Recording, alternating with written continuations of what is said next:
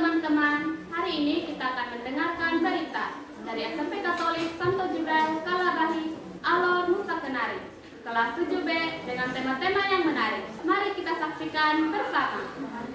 Mari kita dengarkan berita tentang meningkatkan minat membaca. Apa yang sedang kalian lakukan di sini? Kami sedang membaca. Di mana tempat yang sedang kalian baca sekarang? Sekarang kami berada di perpustakaan untuk membaca buku yang kami mau. Kapan kalian akan membaca lagi di sini?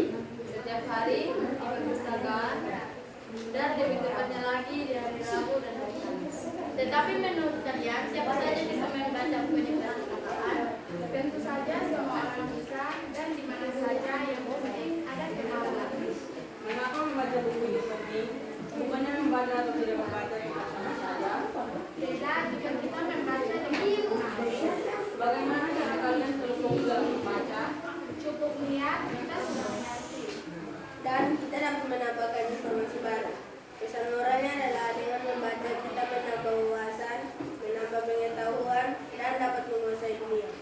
Sekian berita dari kami, terima kasih. Halo teman-teman, kami dari kelompok 2 akan mempersembahkan fragmen singkat yang berjudul berkarakter yang baik. Selamat menyaksikan. Bu, saya sering dengar kata berkarakter yang baik, tapi saya masih bingung arti berkarakter yang baik. Apa artinya ya, Bu?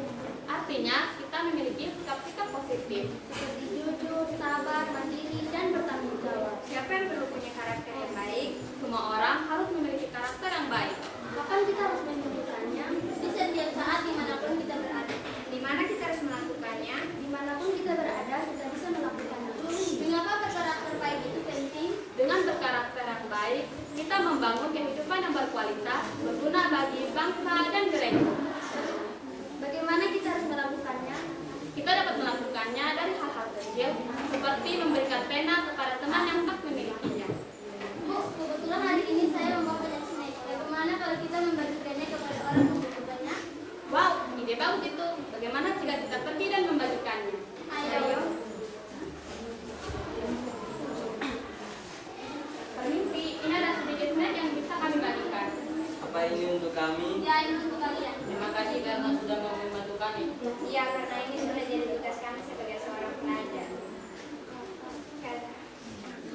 Sekian cerita singkat dari kelompok kami. Terima kasih telah menyaksikan. Sampai Terima jumpa. kasih.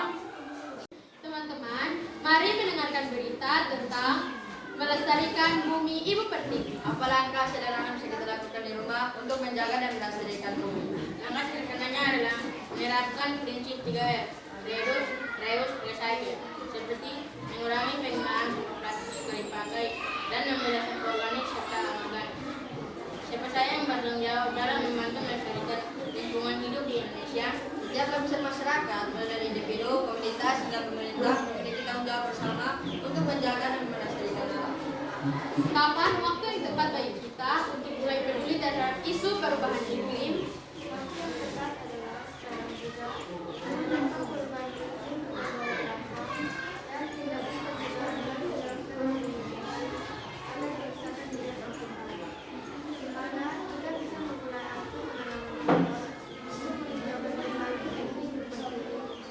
Penanaman pohon dapat dilakukan di lingkungan terdekat seperti halaman rumah, taman kota, lahan kritis di hutan, hingga area pesisir melalui penanaman mangrove, pohon kelapa, dan pohon-pohon lainnya.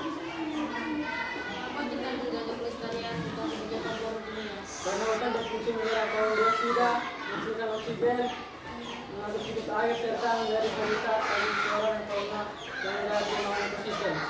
Bagaimana cara sukses flora dan pemerintah bekerjasama dalam mengatasi polusi udara?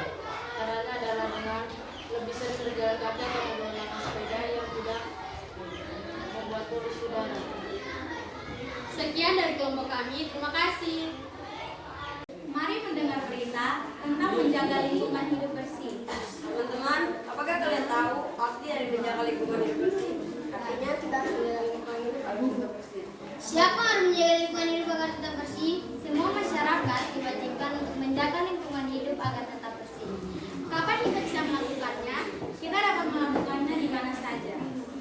Pesan moralnya adalah, mari kita menjaga lingkungan hidup agar tetap bersih dan nyaman.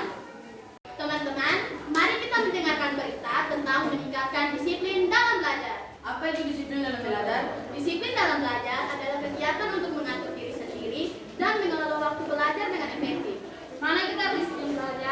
di rumah, di sekolah, dan di perpustakaan.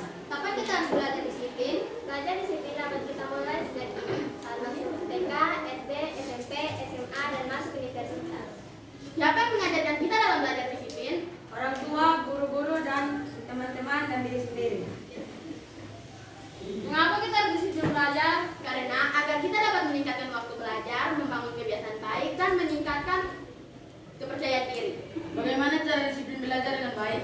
Jangan menyerah mulai dari hal-hal kecil, berfokus pada satu tujuan, dan membangun rutinitas yang struktur. Kalau begitu, apa saja dampak positif kalau kita melakukan kegiatan disiplin dalam belajar? Yang pertama, meningkatkan hasil belajar. Yang kedua, membangun lingkungan hidup bermasyarakat. Yang ketiga, mengurangi stres dan kecemasan. Dan yang keempat, menyiapkan masa depan yang lebih baik. Kalau begitu, apa dampak negatifnya? Yang pertama, kelelahan. Yang kedua, stres. Ketiga, kebiasaan buruk. Dan yang keempat, kecemasan. Teman-teman, disiplin dalam belajar adalah